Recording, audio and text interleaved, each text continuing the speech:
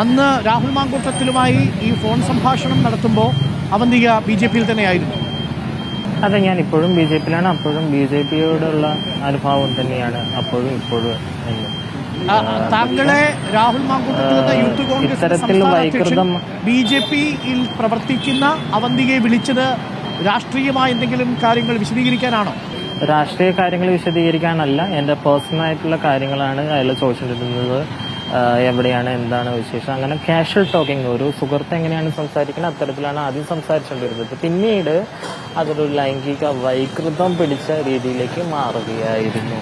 ഇത് രാത്രികാലങ്ങളിൽ അയാൾ അവന്തികയെ വിളിക്കും, സംസാരിക്കും. ഇത് അവന്തിക മറ്റാരെടുത്തെങ്കിലും പറഞ്ഞിരുന്നോ?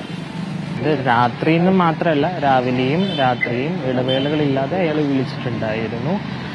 കോൺഗ്രസിൽ തന്നെ അവരുടെ പാർട്ടി ട്രാൻസ്ജെൻഡർ കോൺഗ്രസിന്റെ നേതാക്കന്മാരെടുത്ത് ഞാൻ ഇത്തരം കാര്യങ്ങൾ ഷെയർ ചെയ്തിട്ടുണ്ടായിരുന്നു. മാത്രമല്ല എൻ്റെ അടുത്ത കുറച്ച് സുഹൃത്തുക്കൾക്കും ഇത്തരം കാര്യങ്ങൾ അറിയാം.